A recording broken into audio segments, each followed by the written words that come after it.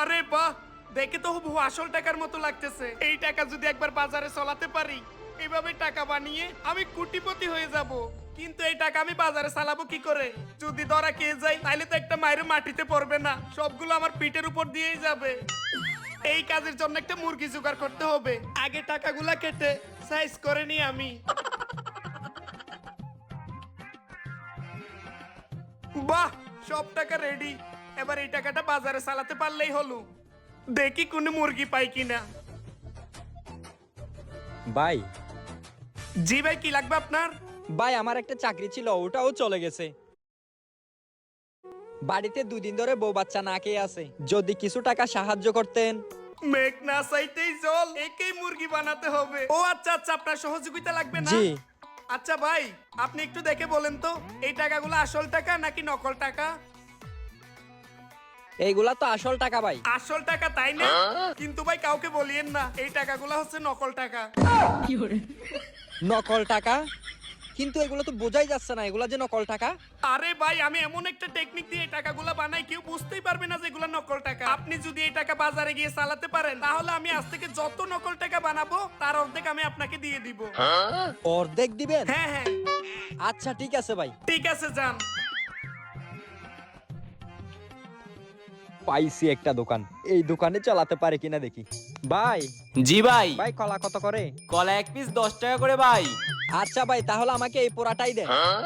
আচ্ছা দিতাছি। 1 2 3 4 5 6 7 8। এই নিন ভাই, এখানে 8টা হলো। 8টা? কত টাকা ভাই? 80 টাকা। এই নিন ভাই, বাকি টাকা দেন।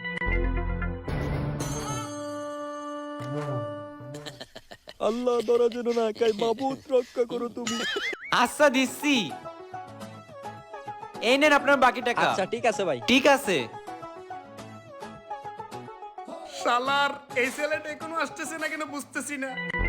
ভাই ভাই। কিরে, আসছস? জি ভাই। টাকা চালাইতে পারছস? হ্যাঁ ভাই, একটা দোকানে গেছি, ওই টাকা দিয়ে কলাও নিছি, বাকি টাকাও নিছি। কি বলস? সত্যি তো টাকা? কলা দেখি।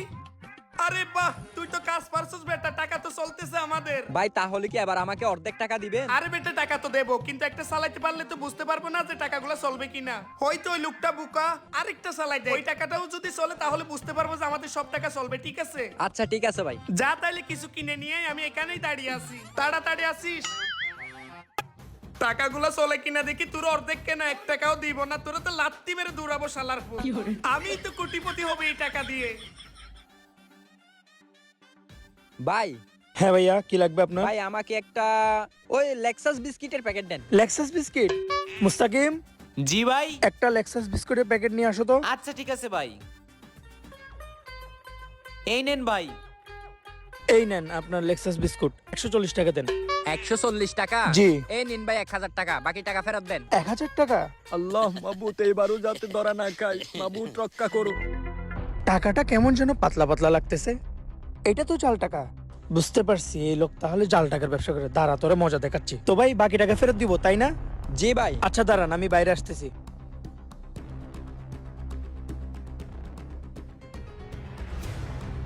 ভাই বাকি টাকা? বাকি টাকা না?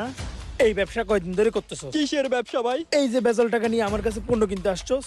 আমার দোকানে আজ পর্যন্ত যতগুলো জাল নোট আসছে সব তুই আনছস, তাই না? চল আজকে তোকে থানায় ধরে না দিয়ে ভাই আসি। না ভাই, বিশ্বাস করেন ভাই, আমি অনেক গরিব মানুষ ভাই। আমাকে একটা লোকে পাঠাইছে ভাই ওই টাকা চালানোর জন্য। কোন লোকে পাঠাচ্ছে? চল আমাকে নিয়ে চল। আচ্ছা চলেন ভাই। এখনো আসতেছে না, দূরও একটা কলা খাই। এই যে ভাই উনি। আই এই ধরা খেয়ে গেলাম, পালাই এখান থেকে। কিরে, তোর ওই লোক তো পালাই গেছে, তোরাই পুলিশের কাছে ধরে দিব। আয় আয়। আমাকে মাফ করে দিন ভাই।